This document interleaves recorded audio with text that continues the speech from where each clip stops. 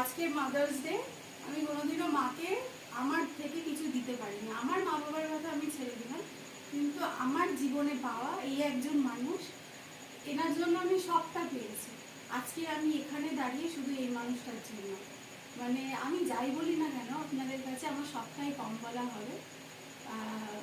মানে আমার আলাদা করে কিছুই বলার নেই, কেননা সুখের সময় যেরকম এই মানুষটা আমার পাশে দাঁড়িয়েছে, দুঃখের সময় দাঁড়িয়েছে। যখন আমার কাজও ছিল না, কোনোদিনও এই মানুষটা আমাকে বলেনি যে মুন তুমি কাজ করো, কাজ খোঁজো।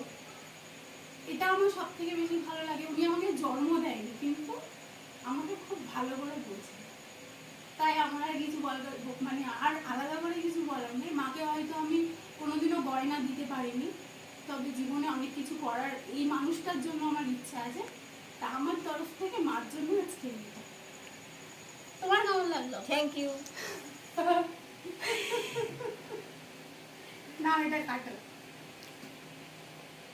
সুস্মিতা আয়। গুন্টু দাদা,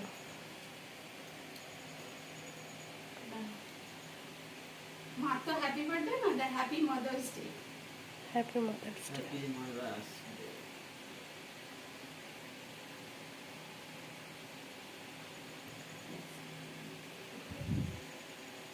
এটা না বেশি ক্রিম থাকে, একটু বলি খাও না তুমি, একটু একটু করো কেন? একটু গালে লাগাই না, গালে না।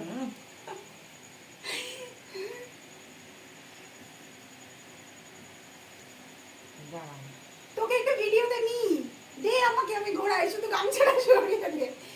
আমি বেশি ক্রিম দিও না, আমি মোটা হয়ে যাচ্ছি। ওরে বাবা, খেতে হয়। এই কি ধরনের মা কেক? দিলে না, খেতে না, হয়। Fresh cream. তুই আয় ভিডিওতে, একটু ফ্যান চালা, আবার মরে যাবো রে। এই সুস্মিতা এসো। চলে এসো, চলে এসো।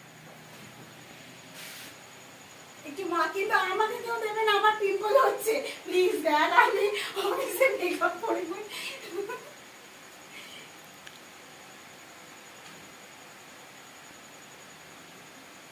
ফ্রেশ ক্রিম কিন্তু টেস্ট আছে কেকটা। এই কেক ভালো না। না না খাও না, ভালো। না না বাবা, আরে একটু দিচ্ছি। খাও, খাইয়ে দিচ্ছে। তোমাদের কেক দিয়েছে, ক্রিম দিইনি। আরে আমি তুলতে গিয়ে ক্রিমটাই উঠেছে। ঠিক বাবা আছে খেতে।